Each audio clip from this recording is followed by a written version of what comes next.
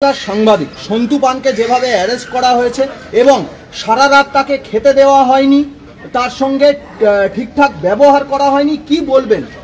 কিছু বলবো না, আপনাকে বলি ভাইপোকে আমি সমর্থন করি না। চণ্ডীপুরে একটা ছেলে চড় মেরেছিল, আমি সমর্থন করি না, এটা পরিষ্কার বলতে চাই। কিন্তু সেই ছেলেকে রহস্যজনকভাবে বাচ্চা ছেলেকে মরতে হয়েছে এবং তার মাকে পরিবারকে আমরা সাহায্য করতে চেয়েছিলাম।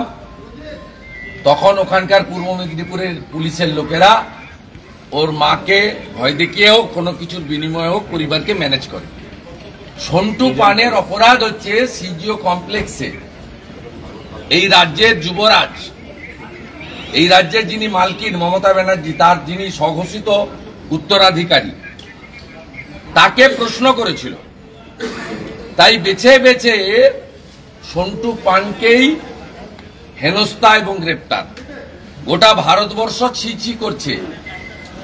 আমরা কালো ব্যাজ লাগিয়েছি, আপনাদেরও যাদের মেরুদণ্ডটা এখনো ঠিকঠাক আছে, আমি আশা করব আজকে ব্ল্যাক ডে পালন করুন। আমি আপনাদের মাধ্যমে এই রাজ্যের সমস্ত শুভবুদ্ধি সম্পন্ন মানুষকে বলবো, আপনারা আপনাদের ইচ্ছে মতো আজকে ব্ল্যাক ডে অবজার্ভ করুন। আমি লিডার অব অপোজিশন হিসেবে আপিল করছি ক্লাব, সোসাইটি, এনজিও, রিপোর্টার সবাইকে। আর এই যে প্রেস ক্লাব আছে, এদের কাছে কিছু আশা না করাই ভালো। এরা গত নির্বাচনে আনকন্টেস্টেড করে বারবার, আপনারা জানেন। ভাইস প্রেসিডেন্টে হারার পরে এরা বুঝেছে প্রেস ক্লাবে বাইরে থেকে যাই দেখাক না কেন ভিতরে অন্য চোরাস্রোত। তাই একটা মধ্যরাত্রে বিবৃতি দিয়ে তাদের কাজ শেষ করেছেন। কারণ শান্তিপুর পুরসভার তৃণমূলের ভাইস চেয়ারম্যান, তার দাদা বা ভাই আমি জানি না, কিন্তু তিনি কখনোই তৃণমূলকে চটিয়ে কিছু করবেন না। আজকে প্রেস ক্লাবের উচিত ছিল সকাল থেকে ধর্ণা প্রদর্শন করা, নবান্ন অভিযান করা, মুখ্যমন্ত্রীর কাছে দেখা করতে চাওয়া, টাইম চাওয়া, ডিজিপির কাছে আবেদন করা যে কর্তব্যরত অবস্থায় সাংবাদিককে গ্রেপ্তার করা হয়েছে। এটা নতুন নয়। আমাদের এই রাজ্যে বহুল প্রচারিত অনেকগুলো চ্যানেলের সাংবাদিককে, এডিটরকে কলকাতা ছেড়ে মুম্বাইতে 19 দিন লুকিয়ে থাকতে হয়েছে। আমি নাম বলতে চাই না। ইউটিউবারদের কি অবস্থা করেছে, শফিকুল সাহেব থেকে, সন্ময়দা থেকে, ভাই শুদ্ধশীল থেকে, মানবকে কিভাবে জেল খাটিয়েছে, কিভাবে পৌলমী বোনকে নোটিশ করা হয়েছে, অসংখ্য ইউটিউবারদের বিরুদ্ধে কিভাবে মামলা করা হয়েছে, সন্ময় ব্যানার্জিকে পুরুলিয়ায় তুলে নিয়ে গিয়ে আক্রমণ করা, শফিকুল সাহেবকে আর্ম কেস, গ্যাঁজার কেস দেওয়া, এরা কি করেনি। এবং সম্প্রতি আপনারা দেখবেন দুটো জিনিস পশ্চিমবঙ্গ পুলিশ কিভাবে নেকেডলি ধরা পড়েছে। একটা হচ্ছে এনসিডব্লিউর যে বক্তব্য, তাকে মিসকোট করে সাংবাদিকদেরকে নোটিশ পাঠানো হয়েছে। সব বড় হাউসকে, এবিপি আনন্দ নোটিশ পেয়েছে, নিউজ 18 নোটিশ পেয়েছে, রিপাবলিক তো নোটিশ পেয়েছে, সব চ্যানেল, TV9 নোটিশ পেয়েছে। আমি দায়িত্ব নিয়ে বলছি, সন্দেশখালী থানা থেকে নোটিশ দেওয়া হয়েছে, সিনিয়র রিপোর্টারদের, জার্নালিস্টদের দেওয়া হয়েছে। পরে যখন এনসিডব্লিউ কে মিসকোট করা হয়েছে, তারা যখন ক্লারিফাই করে তাদের বক্তব্য দিয়ে এক্স হ্যান্ডেলে দিয়েছে, তখন এই পুলিশ বাধ্য হয়েছে ওই আগের পোস্ট থেকে সরে আসতে। এবং গত পরশুদিন একজন মহিলাকে, তাকে বলা হচ্ছে তিনি শারীরিকভাবে, আমি ভাষাটা বলছি না, শারীরিকভাবে নির্যাতিত, যেটা আমাদের নর্মস অনুযায়ী, সুপ্রিম কোর্টের গাইডলাইন অনুযায়ী, যার মুখ দেখানো যায় না, তার মুখ দেখিয়ে পুলিশ, রাজ্য পুলিশের হ্যান্ডেলে পোস্ট করেছে।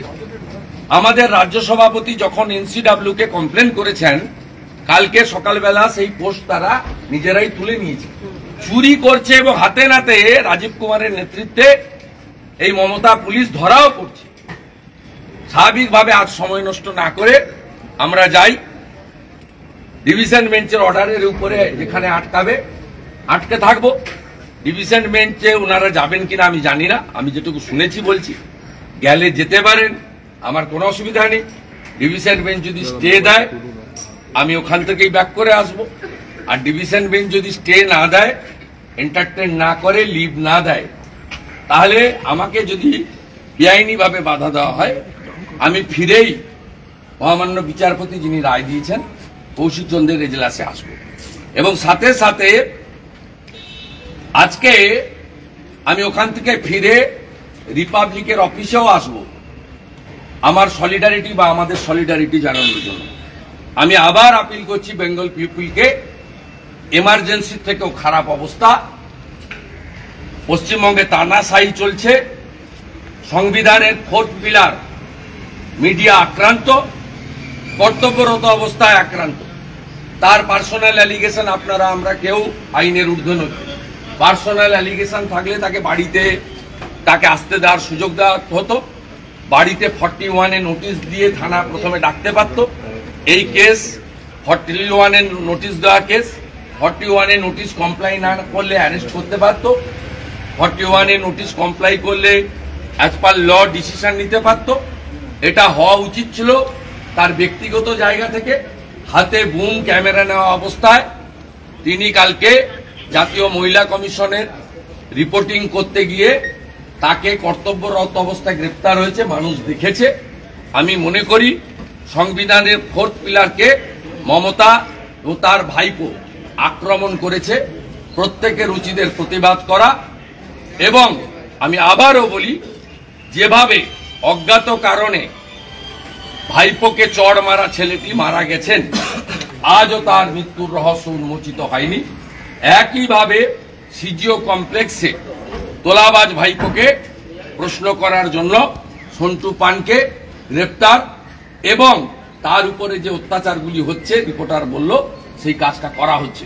আমরা এর তীব্র নিন্দা করি। আবার আপিল করছি বেঙ্গল পিপুলকে, ব্ল্যাক ডে পালন করুন। Today is the black day.